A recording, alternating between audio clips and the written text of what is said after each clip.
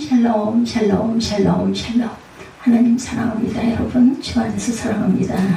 신명기 28장 1절에서 19절까지인데 전체가 68절까지예요. 전체 살펴보면서 가도록 합니다. 얻는 것이 너무나 많은 순종, 우리가 순종하면 하나님께서는 복을 주시겠다 말씀하죠. 신명기 18장에는 예레미야 선지자와 당대 거짓 선지자들을 대표할 만한 하나님과의 대립과 충돌이 기록되어 있습니다. 또한 거짓 선지자 하나냐는 바벨론에서 빼앗아간 성전의 기구들이 2년 내에 회수될 것이다 이렇게 예언을 하지만 예레미야는 70년간의 긴 포로 생활을 주장했는데 그것이 맞았죠.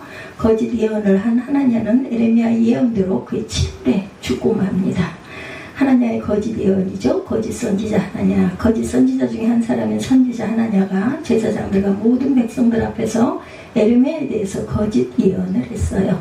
그는 하나님이 자기에게 예언하신 것은 예레미야 예언과는 정반대라고 주장합니다. 하나냐는 아수르의 아들로 세습받은 선지자입니다. 대대로 내려오면서 거짓 선지자들은 자신들이 나라와 민족을 가진 사랑하는 것처럼 가장 사랑하는 것처럼 말하는데 그들의 가르침은 얼핏 보기에는 그럴듯하고 호소력이 있어 보이지만 하나님에 대한 심오한 영적 통찰과 하나님에 대한 광대한 신비를 꿰뚫지를 못해요.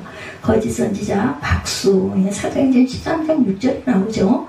여러 날 후에 야훼께서 내게 이르시되 일어나 유브라데로 가서 내가 내게 명령하여 거기 감추게 한 띠를 가져오라 하시기로 이렇게 말하고 있습니다. 거짓 선지자가 세상에 많이 나와요. 요한일서 4장 2절에도 증거합니다. 사랑하는 자들아 영을 다 믿지 말고 오직 영들이 하나님께 속하였나 분별하라. 많은 거짓 선지자가 세상에 나왔습니다. 이렇게 말씀합니다. 예언의 내용을 보죠. 거짓 선지자 하나냐는 하나님께서 바벨론의 왕 느부갓네살이 탈취하여 간 야훼의 모든 기구를 2년 내로 다시 되돌려 올 것이다 이렇게 말을 해요. 또한 유다 왕 여호야다의 아들 여고니아와 모든 포로를 다시 돌아오도록 하신다고 예언합니다. 하나님의 이 예언은 예레미야를 통해 하신 예언과 반대되는 것이었다라는 거죠.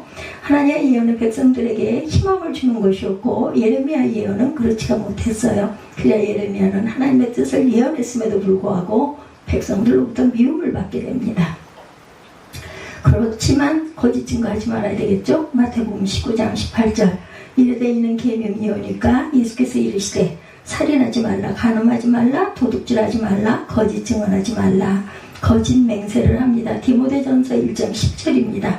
이르되 어느 계명으로니까 예수께서 이르시되 살인하지 말라, 간음하지 말라, 도둑질하지 말라, 거짓 증언하지 말라 말씀하십니다.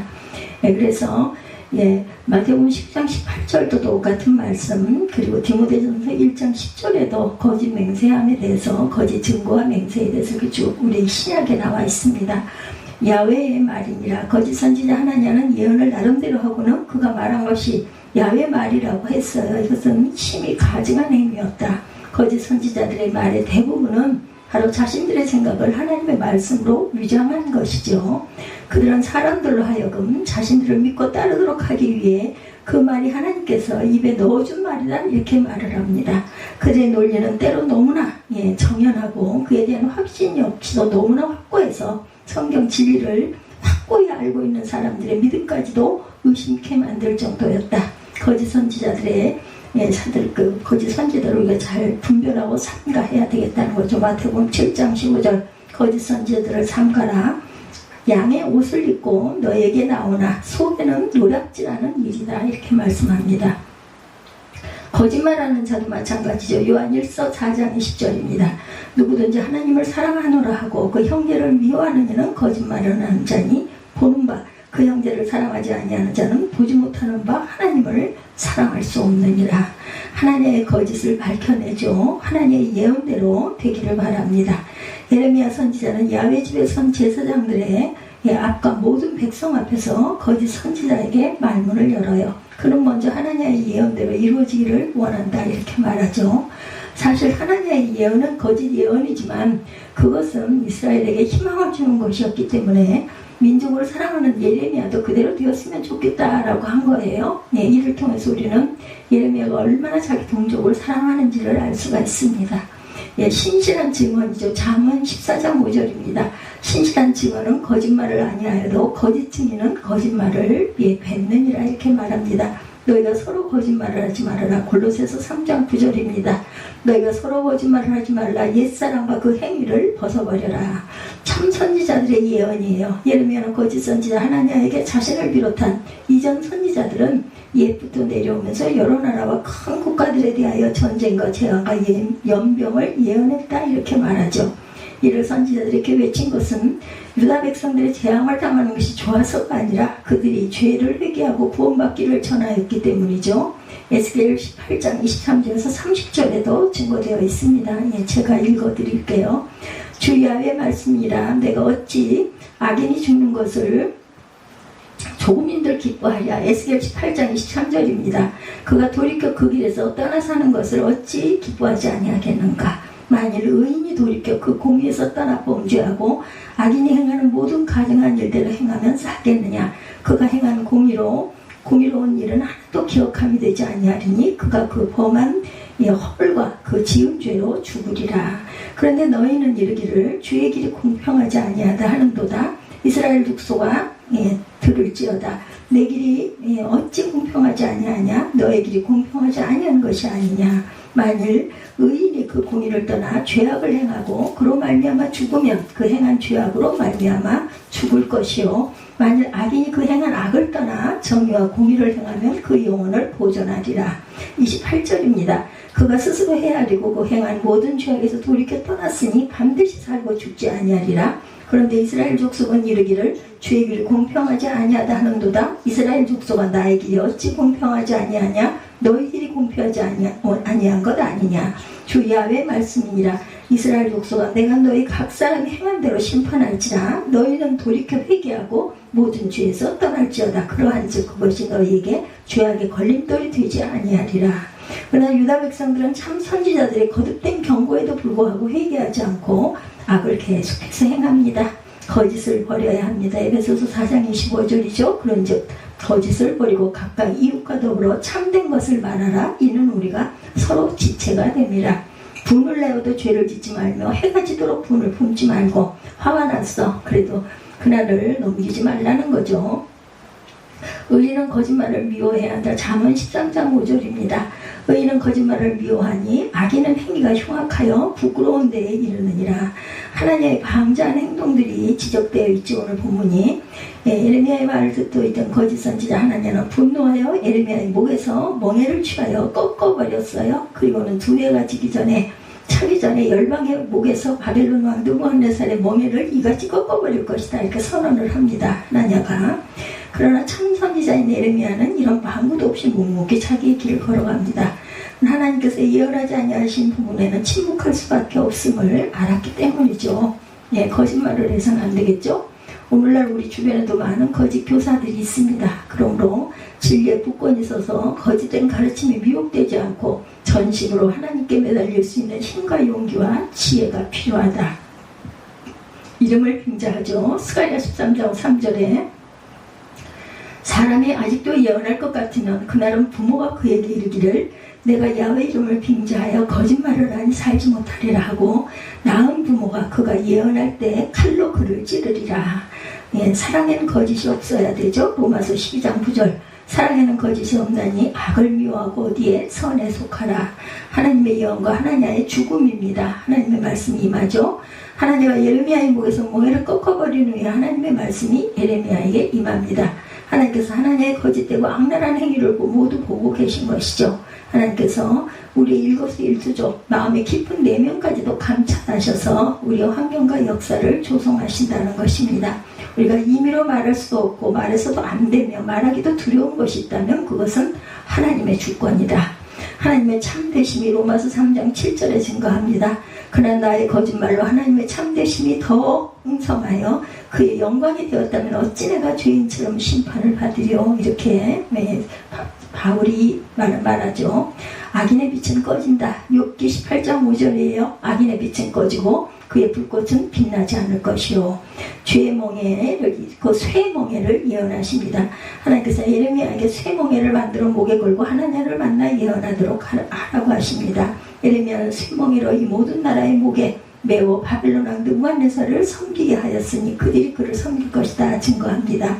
그리고 하나님에게 하나님께서 너를 지면에서 제하리니 금년에 죽을 것이다 예언해요. 사사로이 우리가 풀지 말아야 할 예언입니다. 베드로서 1장 20절 먼저 알 것은 성경의 모든 예언은 사사로이 풀 것이 아니니 말하죠. 믿음의 분수대로 로마서 12장 6절에 우리에게 주시는 은혜대로 받은 은사가 각각 다르니 혹 예언이면 믿음의 분수대로 하나냐가 죽죠. 거짓 선지자 하나냐는 예레미야 예언대로 그의 7월에 죽습니다. 그는 하나님께 패역하다는 말을 했기 때문에 하나님의 심판을 받아 죽은 거예요. 말을 조심해야 합니다. 거짓 선지자들은 하나님의 가혹한 형벌이 임하는 것은 그가 하나님의 이름을 칭하고 백성들을 속였기 때문이다. 따라서 성도들은 거짓된 무리들에게 미혹되지 않도록 우리는 조심해야 되겠다.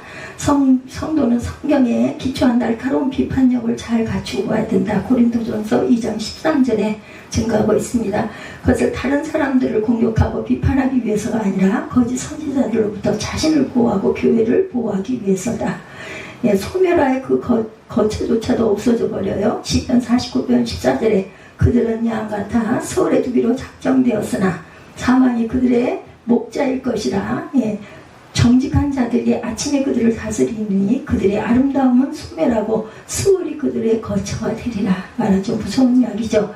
마음에서 나는 대로 에스겔 13장 17절 너 인자야 네가 너의 백성 중 자기 마음대로 예언하는 여자들에게 경고하며 예언하라 말하고 있습니다. 그래서 오늘 신명기 28장 결론이죠. 거짓 예언을 하던 하나냐의 죽음을 통해 하나님을 거스르는 일이 얼마나 나쁜 것인지 죽음을 가져오죠. 그리고 말을 절대로 함부로 해서는 안 되겠다는 각오를 해야 됩니다. 그리스도인들은 모든 생각과 말과 행동이 하나님 앞에 행하는 것이라는 의식을 가지고 살아가야 합니다. 믿는 것이 너무나 많은 순종, 얻는 것이 너무나 많은 순종입니다. 얻는 것이 너무나 많은 순종. 1절에서 19절까지 내용이죠. 부부가 큰 어려움이나 갈등 없이 사고나 질병 없이 반생을 함께 사는 것, 자녀들이 잘 자라주는 것, 그 자녀들이 비록 최고의 학교는 아니어도 대학을 졸업하고 취직하는 것, 적당한 때 결혼하여 가정을 이루고 자녀를 낳아 부모로 사랑하는 것을 지켜보는 것, 넉넉하지는 않아도 굶지 않을 정도가 되고 그리 어렵지 않게 노후를 보내는 것, 어느 한 사람 먼저 가지 않고 부부가 함께 늙어가는 것, 이런 것들이 우리가 바라는 그러한 일상의 행복들입니다. 근데 이런 것들을 나열하다 보니 이런 일상적인 것조차도 다 가지고 누리는 것이 결국 쉽지 않음을 깨닫게 되죠. 여러분들. 이런 일상적인 복들을 크게 보이기는데 오늘 본문에는 이와는 비교가 안 되는 복들을 열거하고 있어요. 세계 모든 민족에 뛰어나게 하실 것, 성읍에서도 복을 받고 들에서도 복을 받을 것이며 내 몸의 자녀와 내 토지의 소산과 내 짐승의 새끼와 소와 양의 새끼가 복을 받을 것이며 내 광주리와 떡반죽 그릇이 복을 받을 것이며 내가 들어와도 복을 받고 나가도 복을 받을 것이니라. 1절과 3절에서 6절까지죠. 오늘 18장에 동네에서 1등하는 것도 어려운데 세계인 중에서 최고가 되는 복, 삶의 모든 것 하는 일마다 형통하고 번창하게 되는 복을 말씀하고 있어요. 그리고 성읍에서도 복을 받는다는 것은 남들이 다 보고 아는 복이란 뜻도 있지만 일종의 공개 경쟁의 자리에서 얻은 복을 뜻합니다. 그러니까 승리해서, 즉 남들과의 경쟁에서 이기게 하신다라는 말입니다. 그리고 들에서도 복을 받는다는 말은 한적한 곳, 사람이 없거나 잘 모르는 곳에서 복을 받게 하신다는 말이고, 남들이 안 된다 하는 곳, 남들이 실패한 곳에서도 복을 받게 하신다는 말이기도 해요. 그리고 떡반죽 그릇이 복을 받는다는 말은 먹을 것이 끊이지 않는다라는 얘기죠. 배부르도록 먹을 것이다라는 뜻과 함께 먹고 싶은 음식을 마음대로 요리해서 먹는다는 뜻. 자기가 먹고 싶은 것을 마음대로 요리해서 먹는 일이 얼마나 큰 복이에요. 그렇죠? 더욱이나 먹거리나 식재료가 많지 않던 옛 시대에, 그 시대에 지금이야 뭐 돈 가지고 가면 좋은 거 얼마든지 골라서 살 수 있지만 그때는 그렇지가 않았어요. 그죠? 이와 같은 말씀은 8절에도 반복이 됩니다.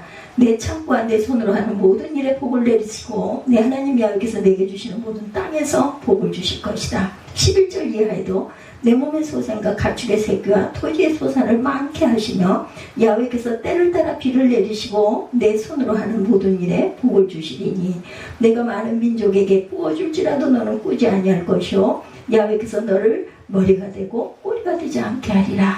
그런데 본문이 말하는 복들이 일상생활과 관련이 있는 것이긴 하지만 그 내용은 결코 일상적이지 않습니다. 하나하나 분명 일상적인 복들인데도 세상 그 어떤 사람이 이러한 복을 모두 가질 수가 있겠느냐. 부부간의 사랑이 넘치고 자녀들을 잘 키웠어도 두 사람 중 한 사람이 건강이 좋지 않을 수도 있고, 가정과 직장 등 모든 것을 다 갖추었는데 자녀가 아파서 아픔이 될 수도 있습니다. 사업에 성공해도 가정에 문제가 있을 수도 있죠. 생각지 못했던 사고나 질병, 예상하지 못했던 여러 가지 실패, 또한 그 다툼, 이런 일들이 없는 가정이, 하나도 없는 가정이 있겠는가. 저와 여러분은 오늘 모든 것이 완벽하게 갖춘 사람이나 그런 가정은 아마도 보지 못하셨을 거예요.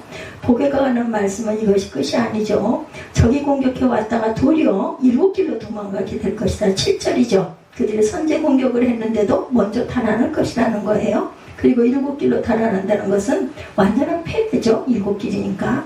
우리 입장에서는 완전한 승리를 주신다는 말씀입니다. 그리고 이 말은 더 이상 적이 없다, 경쟁자가 없다라는 뜻이기도 해요. 놀라운 복입니다. 하나님께서 적극적으로 그 삶에 개입하셔서 야훼께서 너를 위하여 하늘의 아름다운 보호를 아시사 내 땅에 딸을 따라 비를 내리시고 내 손으로 하는 모든 일에 복을 주시리라. 12절에 말씀합니다. 세상적인 방법이나 사람의 노력으로 얻을 수 없는 복, 세상에 줄 수 없고 사람이 제공할 수 없는 오직 하늘 하나님으로부터만 올 수 있는 복이 주어진다라는 것. 그러니 오늘 본문이 말하는 복이 얼마나 놀라운 복인지 아시겠죠? 어느 목사님은 신명기 18장을 설교하면서 그 제목을 축복의 노다지다 이렇게 얘기하셨다고 그래요. 노다지라는 말의 어원 여러분들 잘 아시죠? 구한말 서구 열강들이 한국 땅으로 들어왔죠. 미국과 유럽에서 광산을 전문으로 탐사하는 사람들이 와서 금은동 철을 탐사합니다. 그리고는 금이 나올 곳에 말뚝을 받고 그 말뚝에 패를 붙였다고 그러죠. 노터치, 손대지 말아라. 이게 노다지가 됐어요. 그때 우리가 영어를 아는 사람이 없었겠죠. 그것을 본 한국 사람들이 노터치라는 패가 세워져 있는 곳에 금이나 은이 넘쳐나온다고 생각을 하고 그 말이 유행이 돼서 오늘까지 대박 터질 만한 일은 사업에 대해서 노다지라는 말을 사용하게 되었다고 합니다. 그러면서 그 목사님은 신명기 18장이야말로 하나님께서 그 백성에게 주시려는 복들을 보고 노다지라고 설교한 거죠. 이 말에 전적으로 동의합니다. 그렇다면 이렇게 독특한 특별한 복을 누릴 수 있는 사람들은 과연 어떤 사람들일까? 그 복을 얻는 조건, 순종이에요.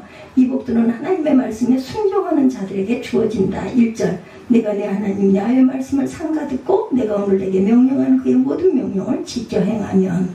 2절, 내가 내 하나님 야훼의 말씀을 청종하면. 14절, 내가 오늘 너에게 명령하는 그 말씀을 떠나 좌로나 우로나 치우치지 아니하고 다른 신을 따라 섬기지 아니하면 이와 같으리라. 어려울 게 없어요. 그죠? 하나님만 말씀만 듣고 그대로 행하고 잘 듣고 또한 그 말씀을 떠나서 좌로나 우로나 치우치지 않고 우상을 섬기지 아니하면 이 복을 주시겠다는 거예요.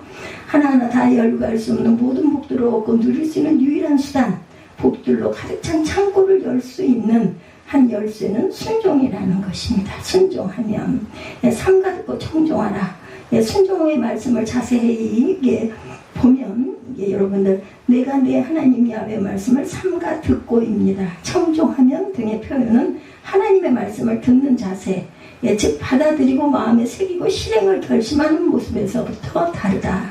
말씀을 들을 때 귀를 기울여 집중하고 하나도 놓치지 않으려 하고 듣고 있어서는 그 순간부터 순종할 것을 결심하는 것이 순종하는 자의 참 모습이라는 것. 순종하는 성도는 듣는 것부터 다르다는 것이 정말 맞는 설교자인 저에게도 순종하는 자, 복된 자는 말씀을 들을 때부터 다르다는 것이 보입니다. 분별해서 아멘 하고 받아들이는 거죠. 설교 들으면서 슬쩍슬쩍 눈짓해가며 다른 생각해가며 그래서 딴 거 찾아보며 이래가지고는 하나님의 축복을 받을 수가 없어요. 항상 믿으면 입으로 아멘하지 않아도 눈으로 아멘하고 눈으로 감동하고 눈으로 기뻐하는지 그것이 보여요. 보면 그렇죠? 그런가 하면 어떤 사람은 들으면서 저게 아닌데 난 동의할 수 없어. 진짜 얼른 맞춰야 할 텐데 이런 생각, 얼른 시간은 안 가나 오늘은 왜 이렇게 길어 이런 생각을 하는 것은 온전하게 하나님께 예배드리는 자세가 아닌 거죠. 정말 마음으로 영으로 경청하는 그런 자들에게 하나님께서는 알고 계시고 복을 주신다. 말씀 한 자라도 놓치지 않고 최선을 다해서 드리려는 것을 하나님은 기뻐하신다라는 것. 그 신학교 다닐 때 저도 그랬던 것 같아요. 정말 그 말씀 한 자 한 자가 그렇게 귀하게 느껴졌을 수가 없습니다. 어떤 분이 신학교 시절 강의 시간에 교수님의 강의 내용 전부를 한 자도 빠뜨리지 않고 필기를 하셨대요. 거기다가 아주 필체까지도 아주 좋으셨답니다. 그래서 설교 노트를 가지고 다니면서 이렇게 열심히 본인도 따라서 적었다고 그러죠. 그것을 그 친구가 쓰는 걸 보고 다 그렇게 늘 담임 목사님들이 설교를 잘 이해도 못하면서 한 자도 놓치지 않고 저도 아주 이렇게 열심히 썼던 기억이 납니다. 그리고 본문 2절에 나오는 복이라는 단어 역시 말씀을 듣는 것과 관련이 있어요. 복이란 성경 원어로 바라크라고 하죠. 무릎을 꿇다라는 뜻을 갖고 있습니다. 바라크라는 것. 하나님과 말씀 앞에 무릎 꿇고 겸손한 진심으로 듣는 것부터가 순종이라는 뜻입니다. 지켜 행하라. 그렇다면 이렇게 순종하게 듣고 잘 새겨 듣고 겸손하게 들은 말씀을 어떻게 해야 하나? 1절, 9절, 13절에 지켜 행하라는 말씀. 이 말은 들은 그대로 하나도 감하거나 더하지 말고 그대로 실천하라는 거예요. 실천이 어려운 거죠. 특히 그 중에 행하다는 말은 성경 언어로 아사라고 하는데 이 말은 창세기 1장에 가장 많이 의미심장하게 쓰였어요. 그리고 이 말은 하나님만이 하실 수 있는 창조의 행위에 쓰입니다. 그래서 신약 원어 사전에 이 말을 다음과 같이 설명하고 있어요. 아사는 행하다 혹은 만들다, do, make라는 기본적인 의미를 가진다고 그래요. 그리고 이 단어에는 창세기의 창조 기사에서 아주 자주 나타나는데 이것이 중요하고도 아주 흥미롭다고 합니다. 아사는 바라와 상호 교대로 사용되어 창조 과정에 관련된 대상들을 조성하거나 만드는 그런 행동 등을 나타낸다고 그래요. 오늘 본문이 말하는 지켜 행하라는 말은 하나님의 창조와 관련된 말로 성도의 순종이란 하나님의 창조 그 행위에 비견될 만큼 어려운 것이라는 것. 사람이 어떻게 하나님의 행위를 그것도 하나님의 창조를 그대로 행하며 흉내를 낼 수라도 있겠는가. 그러나 성도는 없는 것을 있게 만들 정도로 순종해야 한다는 뜻이 여기에 있습니다. 순종은 결코 쉽지 않죠. 어렵습니다. 아마도 신명기 28장에 엄청난 복들로 말씀하신 반어법적 이유, 순종이 너무나 어렵기 때문은 아닐까 싶습니다. 저주를 피하는 순종에 대해서 그리고 말하죠. 순종이 이렇게 어렵기 때문에 순종하기를 우리가 포기해야 될까? 그렇지 않죠. 순종을 포기하지 못하도록 불순종과 그에 따르는 저주의 말씀들이 굉장히 길어요. 15절 이하 68절까지 있죠. 내가 만든 모든 나의 하나님 야훼 말씀을 순종하지 아니하면 내가 오늘 내게 명령한 그의 모든 명령과 규례를 지켜 행하지 아니하면 이 모든 저주가 내게 임하며 내게 이를 것이다. 15절에 이렇게 말씀하죠. 하나님의 말씀에 순종하지 않으면 저주가 임할 것이다. 여기서 저주가 임한다는 말은 누군가 여러분의 집에 어떤 물건을 갖다 놓은 것처럼 저주가 여러분의 내면, 삶, 가정, 일터에 자리를 잡게 될 것이다. 다시 말하면 임한다라는 말, 공간적인 개념으로 저주가 여러분의 삶의 영역을 차지한다라는 뜻이라는 거죠. 이른다는 말은 저주가 하는 말마다 따라다니고 도무지 피할 길이 없다는 뜻이에요. 끔찍하죠. 그러면 순종하지 않은 자에게 임하고 순종하지 않은 자를 쫓아다니는 저주는 구체적으로 어떤 것들일까? 먼저 저주란 말의 일차적인 뜻은 독설, 악담입니다. 말을 참 조심해야 되죠. 이 저주는 누군가의 말로 여러분에게 들리는 소리로 시작된다는 거죠. 2절에 나오는 청종이라는 말과 15절의 순종이라는 단어는 성경 원어 그러한 같은 말입니다. 성경 원어상 신명기 6장의 쉐마 이스라엘아 들으라는 말과 같은 단어라는 얘기예요. 무슨 말인가 하면 저주란 결국 하나님의 말씀을 듣지 않는 자에게 임하는 것이고 말씀을 듣지 않는 자에게 들려지는 소리는 저주 곧 악담이고 독설이고 욕이라는 뜻이에요. 하나님의 말씀을 듣지 않으면 내게 들리는 소리는 저주의 소리일 거야 라는 의미라는 거죠. 말씀을 청종하지 않으면 저주의 소리, 악담, 욕설, 독설만 들릴 것이다. 이것이 저주의 시작입니다. 그러니까 하나님 말씀이 온전하게 들려야 돼요. 마음에 감동으로 와야 됩니다. 두 번째, 순종하지 않는 자는 성읍에서도 들에서도 저주를 받는다. 이때 저주는 낮고 못한 상태로 떨어지는 것이고 파괴 파괴되고 죽음을 뜻합니다. 즉 그가 사람들 속에 있든 홀로 있든 뭘 해도 안 된다. 실패, 패배 확률 100%, 심지어 가진 것이 다 파괴되고 죽기까지 한다는 말입니다. 이런 저주는 주방과 음식에까지 임하죠. 음식을 잘못 먹거나 바르게 먹지 못하면 독이 되는 것처럼 이런 뜻을 가지고 있다는 것. 라면과 콜라를 같이 먹으면 몸속에 칼슘을 빼앗아가서 뼈와 치아를 굉장히 약하게 한다고 그래요. 우유와 초콜릿을 함께 먹으면 비만, 고혈압, 고지혈증을 선물로 받습니다. 개와 감을 함께 먹으면 곧바로 식중독이 걸린다고 하네요. 개 키워다니는 개 있죠? 개와 감. 근데 오늘 본문이 말하는 이런 일상적인 먹거리, 심지어 건강식품조차 독이 될 수 있다는 거. 누구에게? 불순종하는 자에게. 그리고 자녀들과 가족들 하는 모든 일들이 사업에 저주가 임할 것이다. 그리고 그 사람은 저주를 달고 다녀 주위 사람들에게까지 독이 될 것이다. 아주 끔찍하고 무서운 저주의 내용들이 20절 이하에 계속해서 나오죠. 저주와 혼란과 책망이라는 표현이 나옵니다. 여기서 저주란 매어다라는 말로 하나님의 은혜가 끊어진 상태, 매다. 혼란이란 말은 매고마로 하나님의 징계로 인하여 겪게 되는 큰 소동, 혼란, 당혹스러움들을 뜻합니다. 책망이란 마그에레트로서 하나님의 심한 책망은 징조를 뜻합니다. 그 결과 하는 일마다 저주가 임하고 몸에는 각종 질병이란 질병이 다 올 것이고 하늘에서 비 한 방울 내리지 않은 것처럼 적들과의 싸움이나 경쟁자들의 경쟁에서 패배할 것이며 여러 가지 장애를 입게 될 것이고 힘써 일구고 가꾼 것을 엉뚱한 사람에게 빼앗길 것이다. 30절에서 32절입니다. 그리고 이런 일들이 계속 반복되므로 견디다 못해 내가 미치리까 34절에 이렇게 고백하죠. 도무지 되는 일이 없고 눈만 뜨면 고통과 실패와 병과 강탈당한 일이 연속이 되자 정신줄을 놓게 되고 정신이 분열될 수밖에 없다. 말 그대로 불순종의 개인적인 결과는 미쳐버린다는 뜻입니다. 그리고 불순종의 결과에는 영적인 어둠과 영적인 저주도 임하죠. 그 저주에 관한 말씀은 신명기 28장 후반부부터 계속하죠. 28장의 구조에 여러분이 아셔야 할 사실 하나가 더 있는데 그것은 순종하여 받는 복에 대해서는 19개까지밖에 안 돼요. 그죠? 불순종에서 받을 저주에 대해서는 49개 지철이나 된다는 거. 불순종하는 자가 받게 될 저주가 복의 2.6배, 거의 3배에 가깝다는 거. 여기는 이유가 있다고 그러네요. 그래서 아무리 어려워도 순종하라는 뜻입니다. 순종하면 이루 말할 수 없는 복이 주인공이 되지만 불순종은 3배에 가까운 저주와 주인공이 되는데 그래도 불순종할 것이냐 질문을 하고 있습니다. 이러한 저주의 삶 역시 앞서 말씀드린 대로 말씀을 들을 때부터 시작이 된다. 2절에 내가 내 하나님 야훼 말씀을 청종하면 15절에 내가 만일 내 하나님 야훼 말씀을 순종하지 아니하여에서 두 문장이 하나만 틀리고 똑같습니다.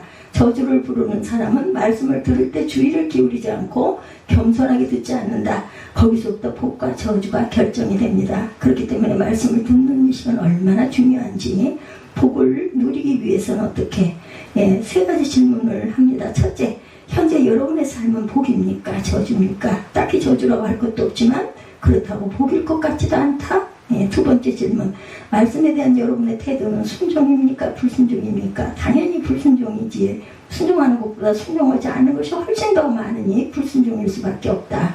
세 번째 질문, 순종보다 불순종에 가까운데 좀 더 솔직하게 말하면 불순종하는 자인데 그런데도 신명기 18장이 말하는 온갖 저주들이 임하지 않는 이유는 그럼 무엇일까? 그 첫째 이유는 저와 여러분이 순종과 불순종의 경계에 서 있기 때문이다. 순종하려고는 하지만 실생활에 부딪히면 순종하지 못하고 실천하려고 하나 삶의 현장에서 실천이 잘 안 되고 이를 물고 말씀을 그대로 지켜보려 하나 막상 하려면 순종이 아닌 다른 길로 갈 수밖에 없는 반복된 그런 일들이 많기 때문에 어느 정도는 순종하나 온전히 순종하지 못하고 처음에는 순종하나 점점 시간이 흐르면서 순종을 놓아버리게 되고 이렇게 저와 여러분들은 순종과 불순종의 경계선에 서 있다. 그렇기 때문에 이것도 저것도 아닌 어정쩡한 삶을 살아왔을 것이다. 불순종에도 불구하고 저주들이 임하지 않는 두 번째 이유는 은혜, 하나님의 은혜입니다. 예수님의 십자가의 효력 때문에 저주가 우리에게 미치지 않게 되었고 예수님이 하신 일은 우리에게 오는 온갖 종류의 저주를 당신의 몸으로 막으신 것이죠. 당신께서 친히 우리의 방패가 되사 저주의 불화살을 막아주셨기 때문에 오늘 하나님은 여러분이 이런 은혜의 삶에 머물기보다 성경에 오늘 보면 약속한 복들을 다 누리는 삶의 자리에 있기를 원하세요. 성경 전체에 약속된 복에 관련된 말씀들은 여전히 유효하다라는 것, 삶의 모든 것이 최고 최상의 복, 모든 일이 형통한 복, 번성 번영의 복, 따라서 잡을지 말지, 경쟁자가 없는 복, 먹는 것의 복, 자녀의 복, 건강의 복, 대적들을 물리치는 복, 그리고 이 이상의 신성할 수 없는 복들이 여러분을 위하여 준비되어 있다는 것, 이러한 복을 누리기 위해서는 우리가 어떻게 할 것인가? 순종하면 됩니다. 마치 넘치는 물잔을 물 한 방울로 흘리지 않고 옮기듯이 말씀을 하나도 놓치지 않고 그대로 실행할 때 이러한 복들이 여러분의 것이 될 수 있다는 것. 순종이 어렵다고 하지 말고 할 수 있는 만큼 순종해 보십시다. 그러면 하나님의 약속하신 복들이 여러분의 것이 된다는 것. 만약 순종하지 않으면 신명기 18장을 비롯해서 성경이 말씀하는 저주들이 저와 여러분의 재산이 된다는 것. 그러므로 순종함으로 성경이 약속한 복들을 저와 여러분의 것으로 만드시기를, 이것이 또한 주님의 뜻이라는 것을 알고 가는 저와 여러분 되시기 바라요. 오늘 신명기 18장 전체 주석을 보고 1절에서 19절까지 얻는 것이 너무나 많은 순종이다, 이런 제목으로 우리가 항상 소망을 가지고 열심히 노력하고 살다 보면 하나님께서 우리 마음도 또한 아시고 살펴주시겠죠. 우리 기도하시고